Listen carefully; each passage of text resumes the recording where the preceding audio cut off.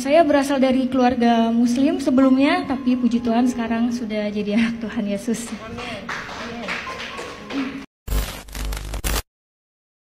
Sepulang dari tanah suci, bukan cahaya keimanan yang semakin terang, melainkan bayangan keraguan yang semakin pekat.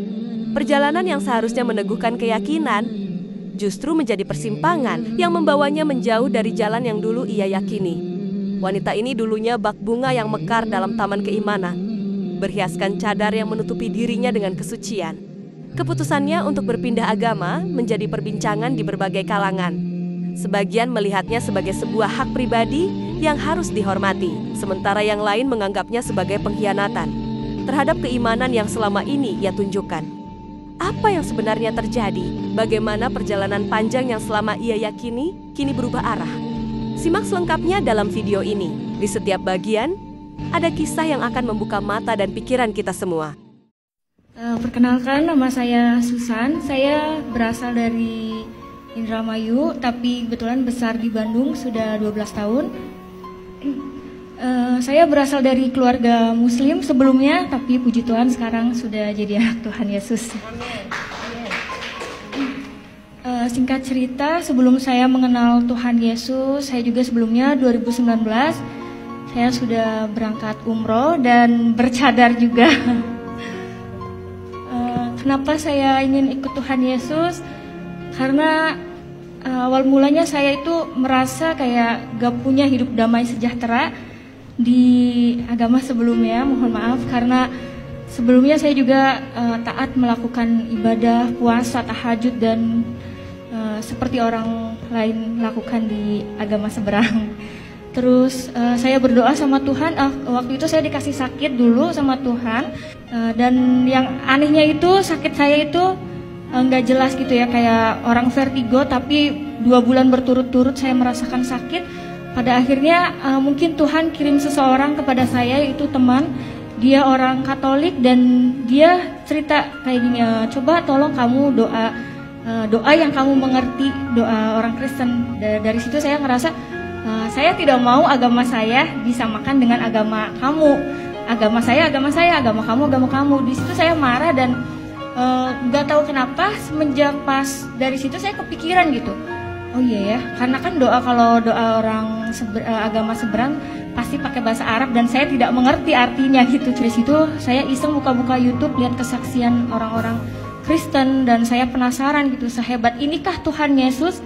Apakah ini kesaksian palsu atau apa? Saya nggak ngerti. Pada malam itu saya langsung berdoa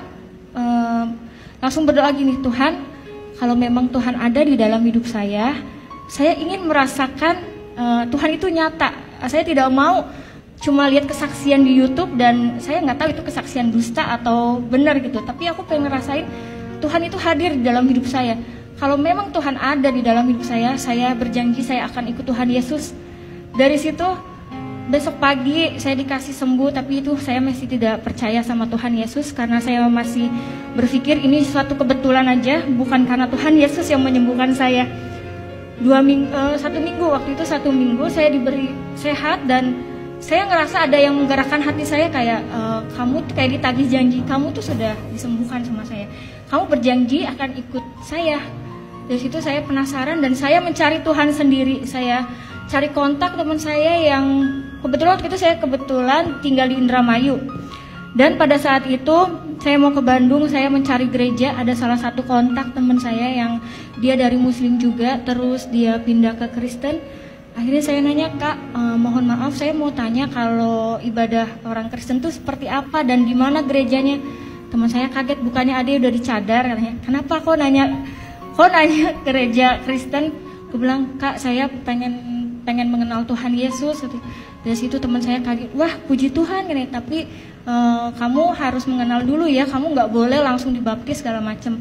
Iya, pada saat itu saya merasa saya masih melakukan banyak dosa dan saya belum siap dibaptis. Pertama kali saya datang ke gereja, itu saya di situ nangis dan saya sendirian datang ke gereja nangis. Terus saya ngerasa ada damai sejahtera di ibadah orang Kristen ini. Di situ singkat cerita, saya masih belum percaya Tuhan Yesus dalam arti kayak aku pengen tahu dulu ibadahnya orang Kristen dan masih belum yakin kalau aku mau jadi orang Kristen. pada akhirnya Tuhan Yesus ngejamah hati saya, dan saya digerakkan hatinya untuk cari tahu lagi lebih dalam lagi tentang Tuhan Yesus. Saya mengontak Kak Dewi lewat Instagram. Kebetulan saya kenal lama, tapi baru sekarang dekat lagi karena saya tahu beliau dari Muslim ke Kristen dan saya penasaran. Pada waktu itu langsung ketemu, dan yang tadinya saya tidak mau dibaptis karena beliau menginjili saya, dan saya berdoa sama Tuhan, Tuhan kalau memang Tuhan berkenan, tolong siapkan hati saya untuk menjadi anak Tuhan Yesus dan bisa memuliakan nama Tuhan dan bisa menyelamatkan keluarga saya juga Tuhan. Dari situ saya nggak lama, bulan 6 tanggal 24 saya sudah dibaptis, puji Tuhan. Setelah mengenal Tuhan Yesus, saya merasa kayak lebih damai, sejahtera. Apapun masalah yang saya hadapi, biasanya saya itu emosian, temperamen. Puji Tuhan sekarang saya bisa lebih sabar, lebih menerima kenyataan hidup saya. Dan saya juga pernah ketahuan sama mama saya, karena kebetulan orang tua saya belum tahu kalau saya Kristen. Beliau nemuin satu buku pelajaran dasar kekristenan, dan di situ mama saya bilang, ini apa gambar Tuhan Yesus, buang nggak bukunya, sobek-sobek nggak. Dari situ saya nangis, kataku tuh jangan, ini punya temen aku bilang gitu kan. Terus malamnya aku mimpi mama aku mau bunuh aku gara-gara aku ngikut Tuhan Yesus. Terus aku bilang, nggak apa-apa mama bunuh saya, tapi saya mau ikut Tuhan Yesus sampai kapanpun. Saya nggak mau lepas dari Tuhan Yesus. Saya rela mati demi Tuhan Yesus. Di mimpi saya seperti itu. Bangun tidur saya nangis sampai berdoa, Tuhan, kiranya Tuhan jamah hati mama saya, karena orang tua saya itu Muslimnya benar-benar dia kental banget. Dan karena dia udah tahu aku umroh, sampai saat ini pun mamaku masih suruh aku sholat. Aku sampai bingung, Tuhan aku harus gimana, aku gak mau pura-pura sholat di depan Tuhan. Karena sampai saat ini orang tua aku belum tahu, dan aku kadang suka masih suruh pakai hijab juga.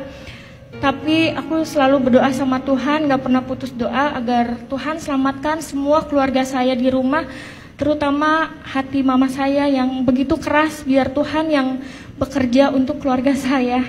Seperti itu. Mungkin kesaksian dari Susan seperti itu, dan kiranya Susan juga bisa dipakai Tuhan lebih lagi untuk menyelamatkan keluarga Susan terutama, dan untuk orang-orang yang belum tahu kebenaran tentang Tuhan Yesus Kristus, bahwa Tuhan itu adalah juru selamat satu-satunya di dalam kehidupan saya. Terima kasih. Ustadz Adi Hidayat memandang fenomena murtad sebagai bagian dari ujian keimanan yang telah terjadi sejak zaman Rasulullah. Beliau menekankan bahwa Islam memberikan kebebasan dalam memilih keyakinan, tetapi juga mengingatkan tentang konsekuensi spiritual bagi mereka yang meninggalkan agama. Ada di antara mereka yang beriman, menerima kebenaran risalah Islam, lantas memeluk dinul haq ini, dan mengerti tentang kedalamannya, rasionalitasnya, sehingga mampu mengamalkan nilai-nilai yang dibawa oleh Islam serta bimbingannya secara benar, terukur, dan meraih keberkahannya. Pun demikian, ada di antara mereka yang meragukan risalah yang dibawa oleh Nabi Muhammad SAW, sehingga masih menimbang antara mengikuti atau mengabaikannya. Di sisi lain, terdapat kelompok yang sama sekali tidak merespon ajaran Nabi atau dakwah yang Nabi sampaikan dengan kesan yang positif. Mereka cepat mengabaikan dan meninggalkan dakwah Nabi, bahkan juga disertai dengan tuduhan atau bahkan juga tantangan-tantangan yang melahirkan pergolakan-pergolakan tertentu sampai ke level yang bersifat menyakiti, baik verbal ataupun fisikal. Di antara mereka, ada kalangan yang tetap dengan kekufurannya, ada orang yang di lisannya menyatakan keislamannya, namun perilakunya justru menyimpang dari nilai-nilai keislaman, bahkan merencanakan perilaku yang menentang terhadap dakwah Nabi Muhammad SAW. Dan menariknya, ada juga di antara mereka yang menyatakan keislamannya, namun masih labil dengan keislaman yang mereka deklarasikan itu, sehingga mudah terpengaruh, terprovokasi, bahkan kembali kepada keyakinan dan perilaku awal yang mereka pernah lakukan. Golongan kedua diistilahkan dengan munafik, dan yang ketiga disebut dengan kaum murtadin, jama' dari kata murtad, irtadda, yartaddu, murtad untuk orangnya. Dalam merespon tiga golongan terakhir ini, baik yang kufar ataupun munafik atau pula murtad, Nabi SAW dengan kehalusan rasanya, dengan rasa kasih yang dalamnya, dengan simpati yang sangat luas itu, beliau merasakan kesedihan yang mendalam karena khawatir orang-orang yang menentang beliau ini kemudian wafat tanpa iman, tidak mendapatkan perhatian dan kasih dari Allah Subhanahu wa taala saat kembali kepada Allah di kehidupan akhirat kelak. Karena yang menentukan kasih sayang, rahmat, kemuliaan, bahkan kebahagiaan di akhirat kelak adalah keimanan seseorang yang menjadi inti bekal kehidupan dalam membawa nilai-nilai terbaik dan bekal-bekal terbaik untuk mendapatkan rahmat Allah Subhanahu wa taala. Beliau juga merasakan kesedihan karena dikhawatirkan orang-orang yang cepat ingkar ini justru menggalang kekuatan untuk melukai atau melakukan pertentangan baik kepada dakwah ataupun kepada pemeluk Islam pada saat itu. Menariknya, kekhawatiran dan kesedihan Nabi ini mendapatkan respon langsung dari Allah Subhanahu wa taala dengan turunnya surah Ali Imran, surah yang ketiga, ayat 176. Saat Allah Subhanahu wa taala berfirman, "Wala yahzunkal ladzina yusari'una fil kufr, innahum lan yadurrullaha syai'a. Yuridullahu alla yaj'ala lahum hazzan fil akhirah wa lahum 'adzabun 'adzim." Demikian Allah berfirman di Quran surah ketiga Ali Imran itu ayat 176. "Wala yahzunkal ladzina yusari'una fil kufr." Ya Muhammad sallallahu alaihi wasallam, tidak harus respon kekufuran mereka yang cepat itu, yang menghindar dari dakwah itu, yang melakukan pertentangan itu, menjadikan engkau cepat merasakan sedih yang mendalam.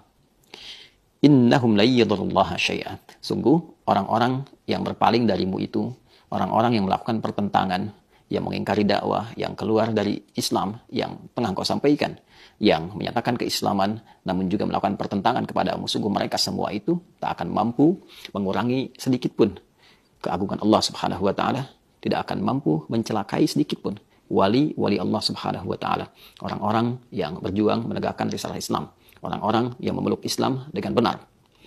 Yuridullahu alla yaj'ala lahum hazzan fil akhirah. Justru perilaku mereka itu menjadikan hukum berlaku untuk mereka, yaitu hapus, gugur semua amalan-amalan yang pernah mereka lakukan sehingga tidak mendapat peluang sedikit pun meraih balasan terbaik ataupun pahala di sisi Allah Subhanahu wa taala saat kembali ke akhirat. Walahum adzabun azim, dan disiapkan balasan yang setimpal untuk mereka berupa hukuman yang sangat berat. Saudara-saudariku, ayat ini memberikan kesan kepada kita bahwa dinamika respon dalam dakwah itu begitu beragam. Dinamika dalam menghadapi tantangan zaman itu begitu beragam. Tidak semua apa yang disampaikan dari nilai kebenaran, kebaikan mendapatkan respon yang serupa. Dulu pun 15 abad yang lalu, ada yang menerima kebenaran itu, ada yang meragukannya, ada yang menolaknya, ada yang mengiyakan namun juga mengingkarinya, ada yang pernah masuk ke dalamnya namun dia keluar lagi karena alasan-alasan tertentu. Sifat kufar, nifak ataupun murtad telah ada jauh 15 abad yang lalu. Namun Allah Subhanahu wa taala menegaskan lewat firman-Nya dalam Al-Qur'an bahwa semua ini tidak merugikan Allah sedikit pun. Sikap-sikap ini tidak akan mengurangi keagungan Islam sedikit pun. Sikap-sikap ini tidak akan memberikan pengaruh kepada orang-orang Islam yang memegang teguh ajarannya, yang berusaha menampilkan ajaran-ajaran Islam sesuai dengan kemampuan dan kesungguhannya. Itu saya nggak lama, bulan 6 tanggal 24 saya sudah dibaptis, puji Tuhan. Setelah mengenal Tuhan Yesus, saya merasa kayak lebih damai, sejahtera. Apapun masalah yang saya hadapi, biasanya saya itu emosian, temperamen. Puji Tuhan sekarang saya bisa lebih sabar, lebih menerima kenyataan. Karena itu kita memohon kepada Allah Subhanahu wa taala. Yang pertama, diberikan kekuatan untuk bisa mengamalkan dan meyakini ajaran Islam sampai kita wafat kembali kepada Allah Subhanahu wa taala. Wala tamutunna illa wa antum muslimun. Pun demikian, kita pun memohon kepada Allah Subhanahu wa taala agar diberi kekuatan untuk tidak terpengaruh oleh godaan-godaan lingkungan apapun bentuknya yang bisa menukar keimanan kita dengan materi-materi dunia semata, dengan angan-angan fatamorgana dunia semata. Pun kita pun menegaskan, Islam tidak pernah dirugikan dengan kemurtadan seseorang. Islam tidak pernah menjadi kecil dengan pengingkaran seseorang. Justru Islam datang membawa risalah rahmat untuk menawarkan kedamaian, ketentraman, kebaikan, dan selebihnya itu pilihan yang akan dipertanggungjawabkan saat kembali kepada Allah Subhanahu wa taala di hari kiamat kelak. Dalam kehidupan bermasyarakat, berbangsa, bernegara, kita tetap saling menghormati, kita tetap saling bertoleransi dalam kebaikan, bersama-sama bekerja, bersama-sama berta'awun untuk membangun, memakmurkan bangsa, negeri tercinta. Ke Mekah, pergi menunaikan ibadah. Doa terucap di Tanah Suci. Iman sejati tak mudah goyah. Hanya yang teguh tetap berdiri.